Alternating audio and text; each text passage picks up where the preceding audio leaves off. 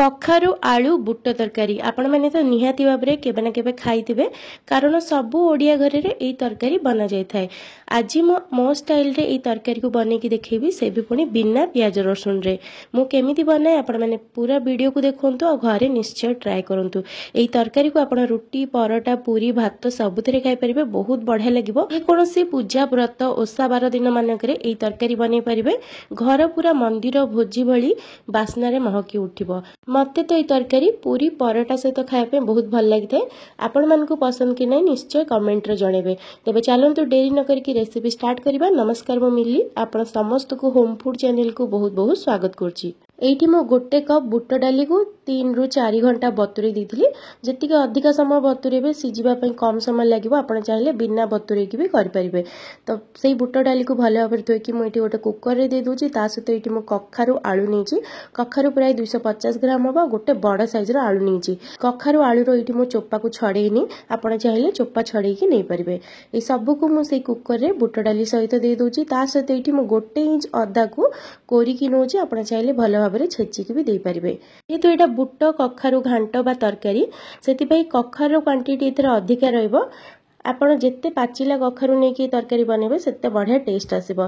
तो एठी मो अदा को कोरी कि दे देली। ता सहित अल्प टिके लूण और हळदी गुंड दे दबा आ 2टा तेजपत्र दे दबा। सिजेला बेले जदि आपण अदा तेजपत्र देकी सिजौछंती बास्ना बहुत बढ़िया आसीबो। तो एबे इथरे आ अल्प टिके पानी दे दबा जेमति कि सब परिवा डाली बुडी की रहउतबो। तो पाखापाखि 1 ग्लास में इथरे पानी दे दोछि। तापर भल भाबरे आको मिसाई दबा। कुकर रो कवर को देकी मीडियम फ्लेम रे गोटे हुइसिल आसीबा जाय छाड़ दबा। आपण चेक करके देख परिबे जे डाली बा परिवा सिजी नथिबो तो आपण आ गोटे हुइसिल लगे परिबे। जेहेतु डाली एठी मो 3 रु 4 घंटा बतुरेई थिली गोटे हुइसिल रे देखंतु पूरा बढ़िया भाबरे सिजी जायछि। आठु बेसी भी सिजी गले भल लागि न थाए। देखि परतिबे आलू कखारु गोटा गोटा हेकी अछि। डाली भी देखंतु गोटा गोटा अछि किंतु बढ़िया भाबरे सिजिछि।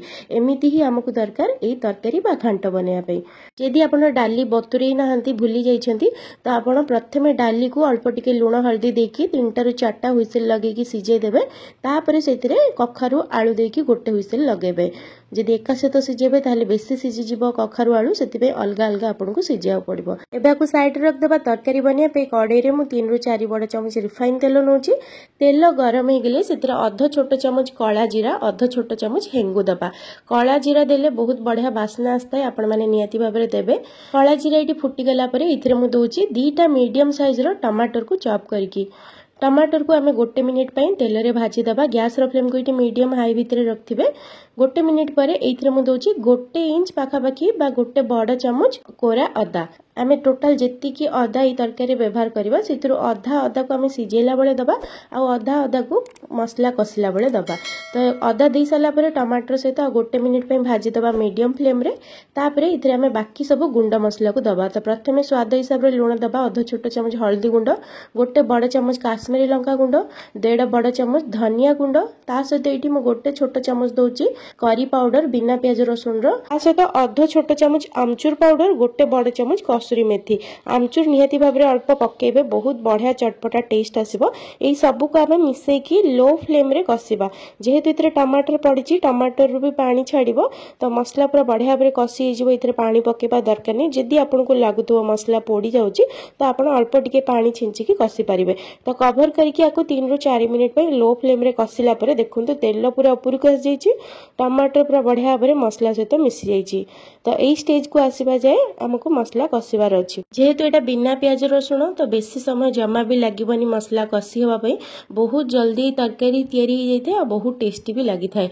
तो एठी हमर मसला रेडी हे गेला। सिजे की रखथिबा बुट डाली कखारु आलू को इथरे दे दबा।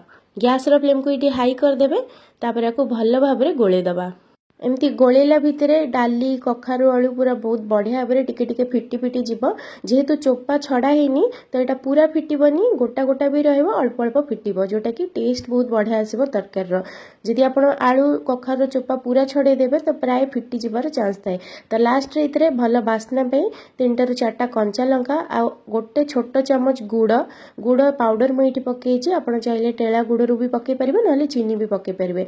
लास्ट रे इतरे मु गोटे छोट चमच गरम मसला दूची होममेड गरम मसला बहुत बढ़िया बास्ना आसता ये सब को देकी गोली सारा पर कवर करके 2 ରୁ 3 मिनिट पर लो फ्लेम रे छाड़दबा 3-4 मिनिट पर एटी देखंतु जेतबेले आपण कवर काढिबे बास्ना रू ही आपण माने जानि परिबे केते टेस्टी हेथिबो ई तरकारी।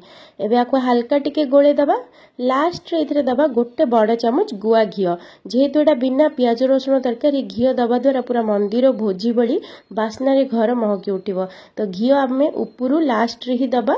एटा भी घर तैयारी देसी घियो आर रेसिपी गरम मसला रो रेसिपी ऑलरेडी मो चैनल रे अपलोड अछि आपण जाई देख परिबे। घियो दे साला परे कटा जाइथिबा किछि धनिया पत्र दे दबा उपरु गैस को आमे बंद कर दबा घियो को सभा लास्ट रे दबा घियो दे साला परे तरकारी फुटेबा दरकार नै तो ये देखो हल्का टिके गोली सारा पर आपको कवर करके आमे 5-10 मिनिट साइड रखदेबा तापर आपण को सर्व करेंगे। तरकार कंसिस्टेंसी एमती ही रखिथे कारण ठंडा हला पर एटा आउ टिके बहलिया हो जिवो 10 मिनिट पर ये देखो तरकारी केते बहलिया हो जाइए पूरा परफेक्ट अच्छी कंसिस्टेंसी रुटी परोटा पूरी सहित भात सहित खाया भी बहुत बढ़िया होइछि। आपण माने घरे रेसिपी को निश्चय थरे ट्राई करंतु केमती लागला कमेंट करके निश्चय जणेबे। आशा करछि आज रेसिपी आपण मानको निहाती भाबरे भल लागिथिबो जदि भल लागिथिबो वीडियो को निश्चय लाइक करंतु शेयर करंतु पुणी आसीबे नुआ रेसिपी नेकी रहुछि। धन्यवाद।